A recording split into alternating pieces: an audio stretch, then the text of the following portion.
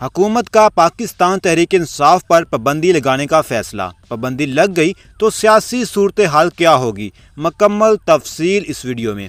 वफाकी वज़ीर दफ़ा ख्वाजा आसफ और दीगर लीगी रहनुमाओं ने प्रेस कॉन्फ्रेंस करते हुए कहा कि 9 मई से लेकर अब तक बहुत से शवाहद मिल रहे हैं।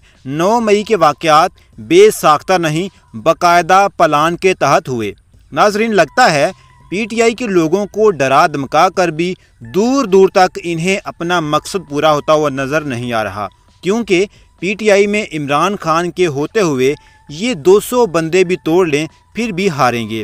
तहरीक इंसाफ पर पाबंदी लगाने की बात करें तो ख्वाजा आसफ खुद माजी में कहते थे फ़ौज सारा बजट खा गई। फजलुर रहमान कहते थे इसराइल के वजीफे पर पलने वाले जर्नैलों।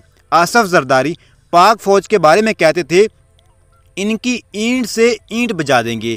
इन पर पाबंदी क्यों नहीं लग सकी। रही बात पाकिस्तान तहरीक इंसाफ पर पाबंदी लगाने की, तो पाबंदी लगाने से क्या होगा? कुछ भी नहीं होगा। इमरान खान को कोई फ़र्क नहीं पड़ेगा। हुकूमत PTI पर पाबंदी आयद करेगी, इमरान खान नए नाम से अपनी जमात रजिस्टर कर लेंगे। कुछ भी कर लें, इमरान खान अवाम की ताकत बन चुका है और वो जीत कर रहेगा। लोग कहते हैं इमरान खान अगर खंबे को वोट देने को कहेगा तो हम खंबे को वोट देंगे। हुकूमत को चाहिए कि महंगाई कम करने का सोचें। महंगाई को 7वें आसमान पर पहुंचा दिया है। इमरान खान अब अवामी लीडर बन चुका है, उसे शिकस्त देना मुमकिन नहीं है।